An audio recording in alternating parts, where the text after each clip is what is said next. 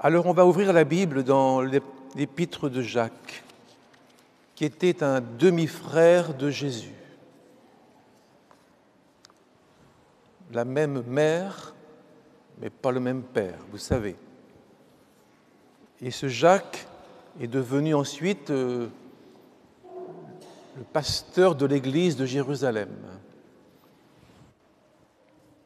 C'était un homme très bien, il était probablement dans la chambre haute avec les apôtres quand le Saint-Esprit est descendu. Alors on va lire dans Jacques chapitre 3, verset 1er. Vous avez trouvé sur la Bible? Passons bien cette heure ensemble. Gardons notre regard tourné vers le Seigneur, qui nous parle dans le secret de nos cœurs, qui nous parle pour tout ce qui est devant nous, l'inconnu.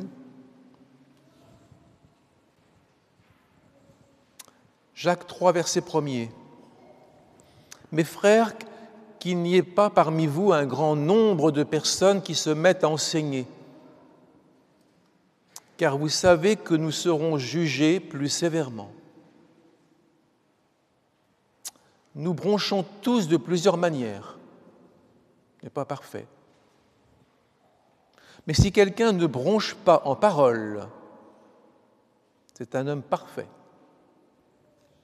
capable de tenir tout son corps en bride.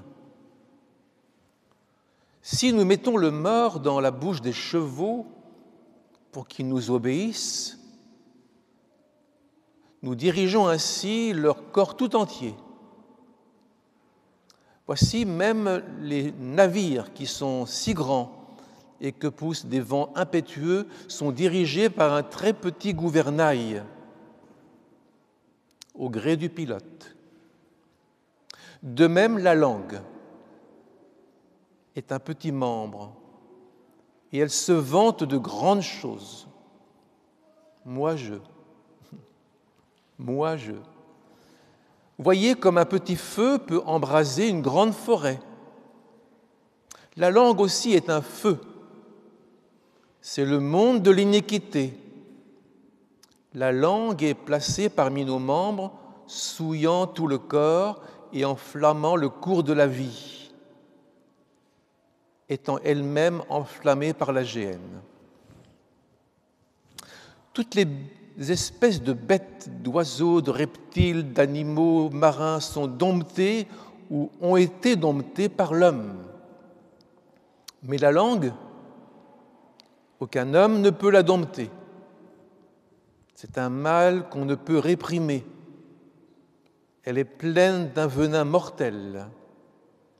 Par elle, nous bénissons le Seigneur notre Père, et par elle, nous maudissons les hommes faits à l'image de Dieu. De la même bouche sortent la bénédiction et la malédiction. Il ne faut pas, mes frères, qu'il en soit ainsi. La source fait-elle jaillir par la même ouverture l'eau douce et l'eau amère? Un figuier, mes frères, peut-il produire des olives? Ou une vigne des figues? De l'eau salée ne peut pas non plus produire de l'eau douce. Amen. Un sage, très sage, disait un jour à son élève, il était tout jeune, « Cherche-moi sur la place du marché ce matin, cherche-moi la plus belle chose. Ce que tu vas trouver, achète-le et ramène-le. » Il a cherché partout la plus belle chose. Enfin, il a trouvé. Il a ramené une langue. Une langue de bœuf sûrement, je ne sais pas. Une langue? Ben oui, dit le jeune élève à son maître, si sage, la langue est capable de parler avec amour, d'encourager, de donner des bons conseils, de conduire la vie. La langue, c'est vraiment le plus beau sur la terre. Très bien. Maintenant, tu vas retourner sur le marché des lys, et tu vas chercher la chose la plus laide, la plus affreuse. Et le jeune élève est reparti, il a cherché. Enfin, il est revenu avec une langue. Tu manques d'imagination. Encore une langue, mais explique-toi. Qu'est-ce que ça veut dire? Oui, la langue peut mentir, elle peut médire, elle peut blesser, elle peut tromper, elle peut tuer. La langue, c'est vraiment le plus laid. La langue, c'est vraiment le plus beau. Cette histoire, c'est un petit conte, mais ça rejoint le livre des Proverbes. La mort et la vie sont au pouvoir de la langue. Avec la langue, on tue, avec la langue, on encourage et on fait vivre. Voilà, c'est notre histoire. C'est la qualité de l'Église et de la prière, parler, la parole. Jésus disait, c'était repris dans l'épître de Jacques, que votre oui soit oui, que votre non soit non. C'est le sermon sur la montagne. Attention à vos paroles, n'ayez pas une double parole. Alors j'ai cherché hier dans la Bible s'il y avait des paroles sur nos paroles. Il y en a des milliers de versets sur la langue, la parole, l'expression, les psaumes, les évangiles, les proverbes, les épîtres. La parole, c'est vraiment ce qui est au plus profond de la nature humaine.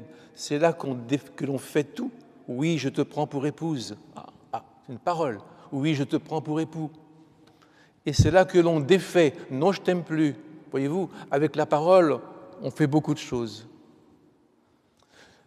Jésus, il avait beaucoup de paroles aussi. Des paroles de grâce sortaient de sa bouche. Et il surprenait les gens de Nazareth. Et je pense que nous devons, nous, dans notre Église et dans notre vie chrétienne, nous devons travailler sur ce domaine de la parole. C'est un instrument délicat, capable du meilleur et du pire. Le Seigneur disait, ce peuple m'honore de la bouche, mais son cœur est loin de moi. Et la crainte qu'il a de moi n'est qu'une tradition humaine. Donc nous pouvons avoir avec la parole un double jeu, un double langage. On peut faire jaillir de l'eau douce, on peut faire jaillir de l'eau amère, mais ce n'est pas possible. C'est une tromperie. On croit tromper Dieu avec certaines paroles, mais écoutons bien cet enseignement d'aujourd'hui. Il y a peu de personnes qui enseignent dans l'Église, a dit l'apôtre, parce que ceux qui enseignent seront jugés très sévèrement, parce qu'ils emploient la parole de Dieu et ils emploient leur parole. Ils seront jugés très sévèrement par le maître de l'Église. Que Dieu me protège et me pardonne. Que Dieu nous bénisse. Amen. C'est la qualité suprême, la parole. Pour aller vers Dieu, nous prions. Pour aller vers les autres, nous parlons. Pour aller dans la vie, il nous faut des paroles. Mais n'oublions pas que la parole, c'est aussi un feu. C'est le domaine du mal. C'est là que naissent les jalousies, les rivalités qui peuvent détruire l'Église. Alors l'apôtre Jacques, il va employer des images. Le mors du cheval. Vous savez, ce bout de harnais qu'on mettait dans la bouche du cheval pour le freiner, pour le faire aller à droite, à gauche. Il faut peut-être mettre une bride à notre langue pour ne pas dire certaines choses, pour s'arrêter avant de parler. Il y a des paroles qui nous échappent parfois. « Oh, pardonnez-moi, je ne l'ai pas fait exprès, j'y ai pas pensé. » Oui, mais la parole, elle est quand même partie comme un feu, comme une flèche. Donc il faut que nous mettions une bride à notre langue. Parce que des paroles de calomnie peuvent sortir de nous. Et parfois on nous provoque, et parfois ça part tout seul. Ah, si on me provoque, je parle. Vous savez, ne rendez pas le mal pour le mal. Injure pour injure. Bénissez au contraire, car c'est à cela que vous avez été appelés. Vous avez été appelés à bénir, afin d'hériter la bénédiction. C'est toujours dans l'épître de Pierre, ça. Celui qui se croit spirituel, sans tenir sa langue en bride, En parlant à tort et à travers, il se trompe, il trompe son cœur, et sa foi, sa vie chrétienne, eh bien c'est du vent. C'est aux paroles que l'on reconnaît la qualité de la vie chrétienne. Alors donc, il compare la parole aux mors du cheval. Et puis, la langue aussi est comparée à un petit gouvernail, des navires d'autrefois, des voiliers. Et pour avancer, pour voyager, pour se diriger, on avait un gouvernail. Vous savez tous ce que ça veut dire. Et c'est vrai que dans notre vie, avec des paroles, on dirige beaucoup de choses. Les chefs d'entreprise, les professeurs, les instituteurs, les parents, avec des paroles, doivent diriger leur maison, leurs enfants. Et nous dirigeons aussi l'Église, nous formons l'Église, nous la fortifions, nous lui donnons de la joie avec des paroles ou des tristesses, bien sûr. Mais ce gouvernail de la parole, il est entre les mains de Jésus. Et le Seigneur a dit, quand vous serez maltraités, quand vous serez bousculés, les apôtres, rappelez-vous que je vais vous inspirer. Ne vous inquiétez pas, dit Jésus, de la manière dont vous parlerez, ni de ce que vous direz. Ce n'est pas vous qui parlerez, c'est l'Esprit de votre Père qui parlera en vous. Je vous donnerai une bouche à laquelle personne ne pourra vous résister. Alors nous avons des paroles, mais il y a quelqu'un qui les pilote, c'est le Seigneur Jésus, qui peut les inspirer. Je parle en langue, et vous aussi certainement, pour la plupart. Et puis avec nos paroles, on peut chanter, on peut bénir les autres, on peut leur parler, leur faire du bien. Alors, il y a donc une éducation chrétienne à développer avec la parole. Il faut se surveiller, se contrôler.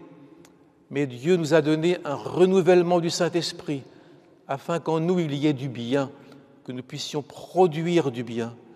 Alors ne médire de personne, ne trahir personne, rester pacifique avec tout le monde, modéré, plein de douceur envers tous les hommes.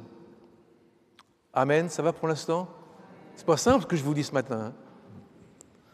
Ah, et puis la parole aussi, Jacques, il la compare à un petit feu d'un mégot, vous savez.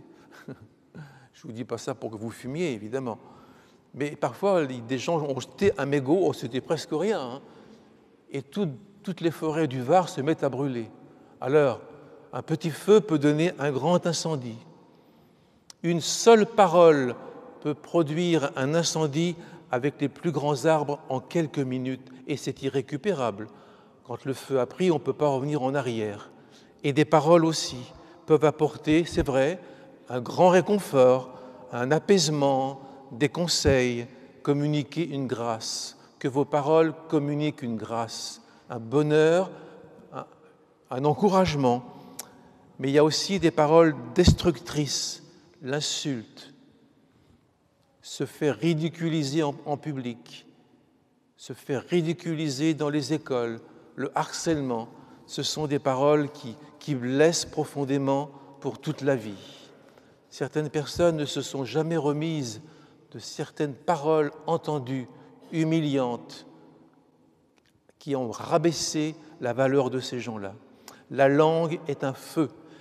La Bible dit même, elle est enflammée par la géhenne. Ça veut dire enflammée par les péchés du diable, enflammée par l'enfer. Notre langue peut être l'instrument de tous les péchés. Avec la langue, on peut tuer, on peut égarer les gens, on peut blesser, on peut terrasser. Alors, elle est pleine d'un venin mortel, comme un serpent. Alors nous devons veiller à nos paroles, car le dimanche matin, c'est ma parole qui monte vers le trône de Dieu. Et quand je suis dans les visites, dans l'évangélisation, c'est ma parole aussi dans la parole de Dieu qui agit. Il ne faut pas que je me serve avec la même parole pour le bien et pour le mal. C'est l'instrument pour servir Dieu. Vous savez, quand on entend des paroles humiliantes, chaque mot peut détruire, peut sauver aussi. Chaque mot compte. C'est pourquoi il faut que les chrétiens soient très attentifs. Même si vous vous excusez, le mal est parti. Il fait très mal. et il est parfois très difficile d'oublier et de revenir en arrière. Le mal, c'est fait. Je pense à Anne, la mère de Samuel. On se moquait d'elle parce qu'elle n'avait pas d'enfant. On se moquait de cette pauvre femme qui venait au culte et qui priait pour avoir un enfant. Et il y avait des rivales qui se moquaient. Et ces blessures-là étaient restées dans son cœur et elle pleurait. Chaque année, elle pleurait en venant à l'église, dans le temple.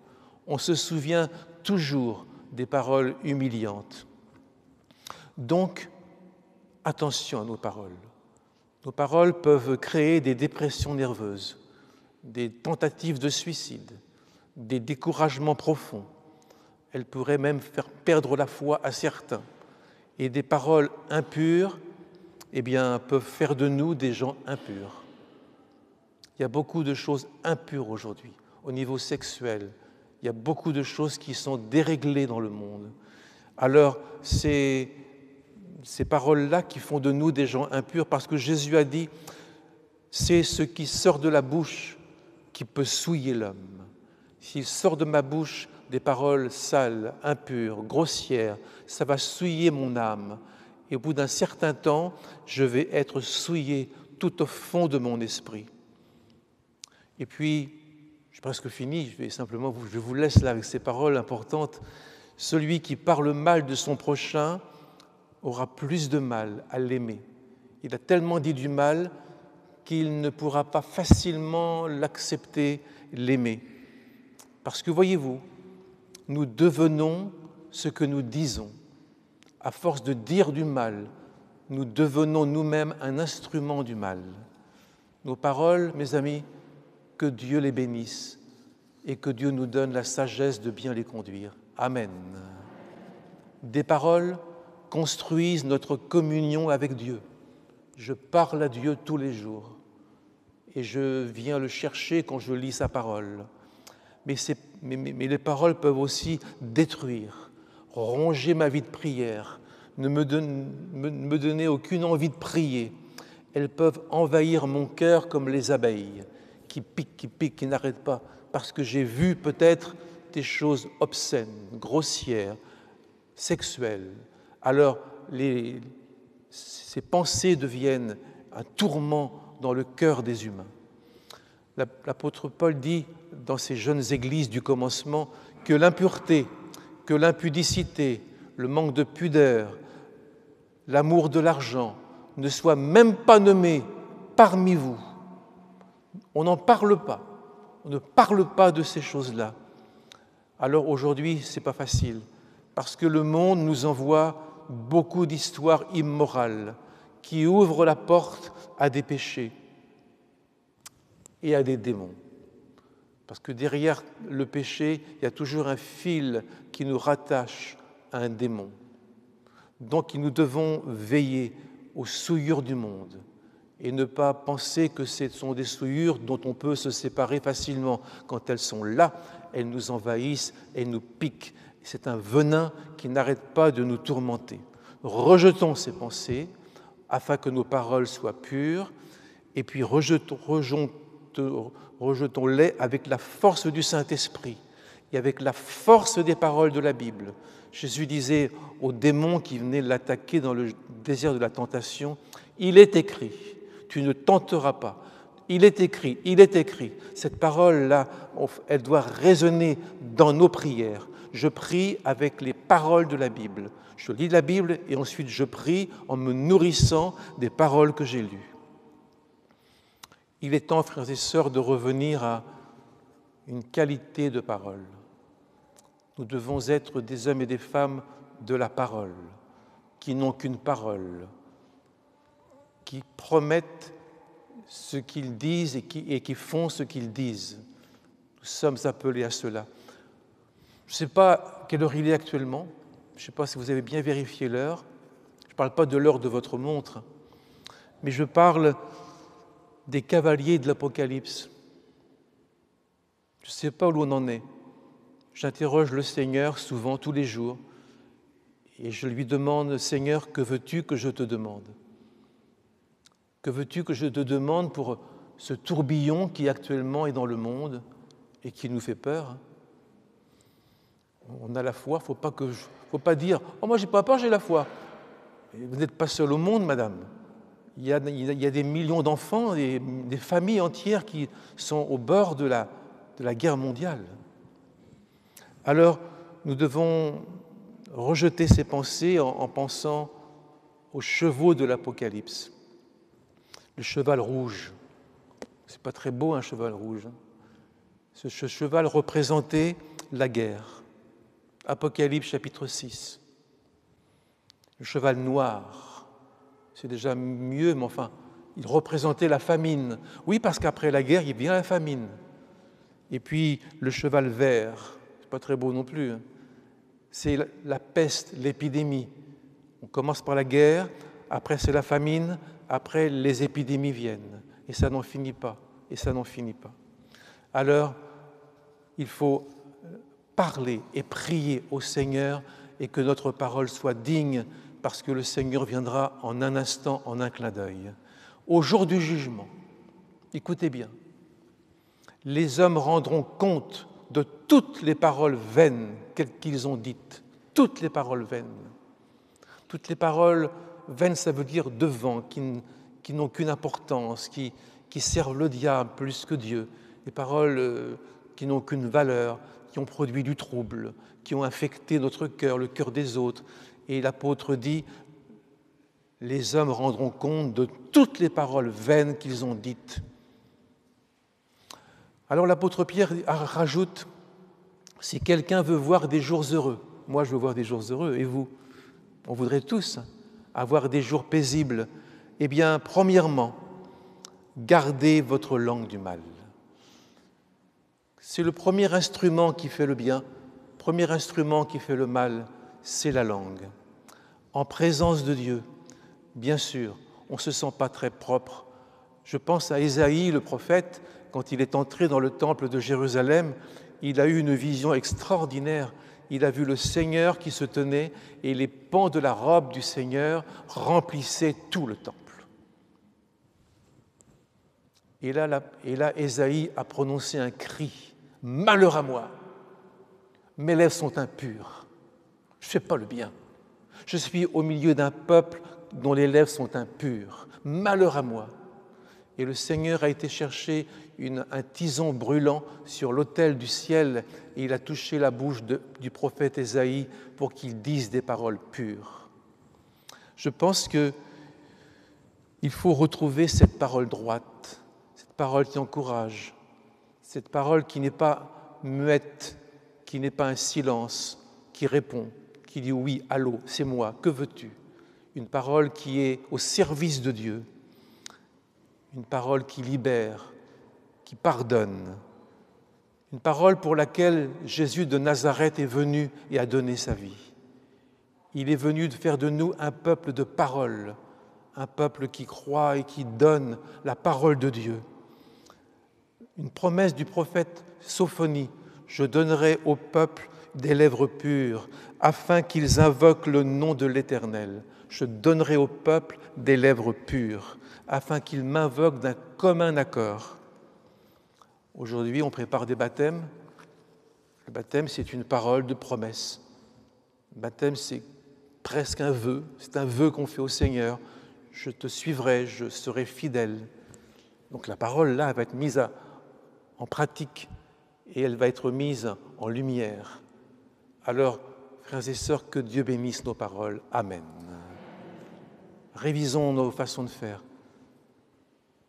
Ne promettons pas si on ne peut pas tenir la parole.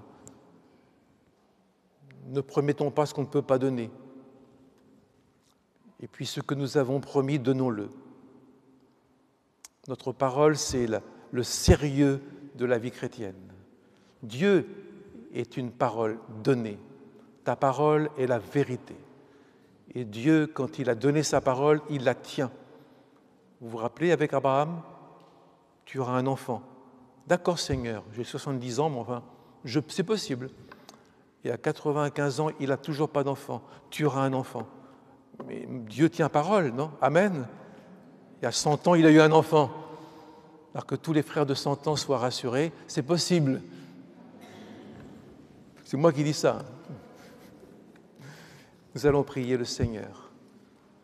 On va lui demander que nous puissions ensemble retrouver l'importance des paroles. Il ne faut pas devenir muet en disant « je préfère pas parler, j'ai peur de dire des bêtises ». Il faut faire travailler sa langue. Oui, il faut parler. Il faut que j'encourage ma sœur là qui est toute seule. On n'a pas dit bonjour à cette sœur depuis 3 semaines. Et elle est là, elle est fidèle, comme Anne dans le temple. Il faut que je lui dise un mot. Et ce frère que je n'ai pas vu depuis 6 mois et qui revient peut-être là pour la première fois, il faut qu'il entende une parole de moi. Il faut que je l'encourage. Que nos paroles soient oui et amen. Amen. Nous prions le Seigneur. Merci pour ta parole, Seigneur, car toi, tu parles et tu accomplis ce que tu dis. Tu n'es pas un homme pour mentir. Garde-nous de la légèreté des lèvres, légèreté des paroles, qui ont parfois provoqué beaucoup de désastres et qui ont laissé des frères et sœurs au bord du chemin, dans le chagrin et la solitude, et qui n'avaient pas cette lumière sur leur sentier, car cette lumière, nous l'avions gardée pour nous.